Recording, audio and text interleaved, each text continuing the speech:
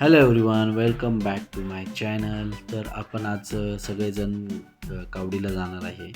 तर कावडीला जाण्यासाठी सगळे लोक इथे जमा झाले होते आणि जाताना आपण गाडीने जातो आणि येताना चालत येतो.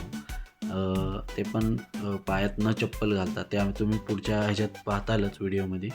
आणि ह्या परंपरा कधीपासून चालू झाली आणि ह्या परंपरेची सांगता काय आहे, हे जे आपले गावकरी आहेत किंवा जे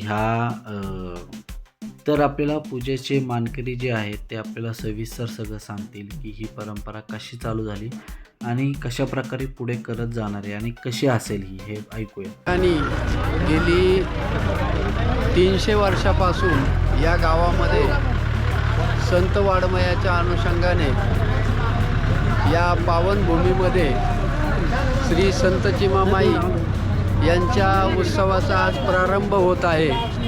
आणि या उत्सवाला अतिशय आनंदमय सोहळा म्हणून ओळखलं जातं. या उत्सवाच्या निमित्ताने या गावचे भूमिपुत्र सर्व महाराष्ट्राच्या कानाकोपऱ्यातून, महानगरातून, मुंबईसारख्या, पुण्यासारख्या महानगरातून या उत्सवाला अतिशय आनंदमय वातावरणात सर्व कुटुंबासहित परिवार, मित्रपरिवारांना घेऊन या उत्सवामध्ये सामील होत असतात.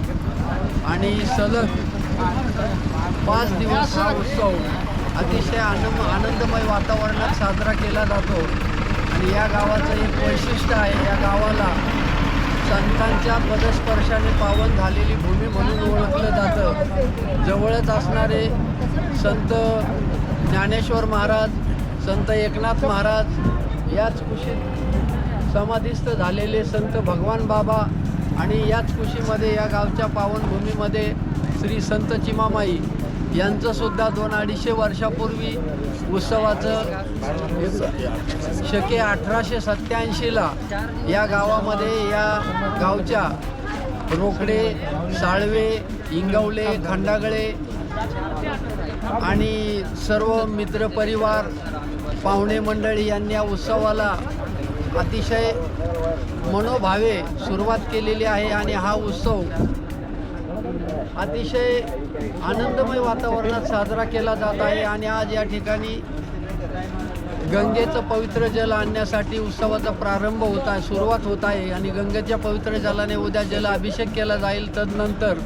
या गावच्या समस्त गावकरी मंडळीच्या वतीने सलग 3 दिवस अन्नदानाचा कार्यक्रम, एक सांस्कृतिक कार्यक्रम, विचारांची देवाणघेवाण आणि सर्वांचा एकोपा साधण्यासाठी सुखदुःखाची, एकमेकांच्या वर्षभरात केलेल्या सुखदुःखांची चर्चा केली जाते. आणि सर्वांना सामावून घेऊन हा उत्सव अतिशय आनंदमय वातावरणात साजरा केला जातो.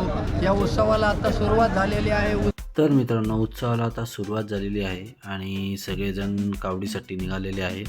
आणि ही जी गाडी आहे ह्याच्यामध्ये आम्ही सगळे निघणार आहोत. आणि जाताना तसं मगाशी सांगितल्याप्रमाणे गाडीने जाणार आम्ही.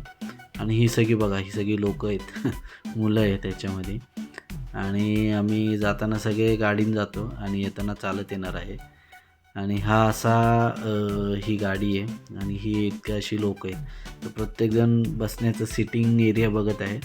तर मित्रांनो, व्हिडिओ कसा वाटतोय नक्की कमेंट करून सांगा. व्हिडिओ आवडला असेल तर व्हिडिओला लाईक आणि सबस्क्राईब करा आणि पुढचा व्हिडिओ बघायला विसरू नका. Bye bye.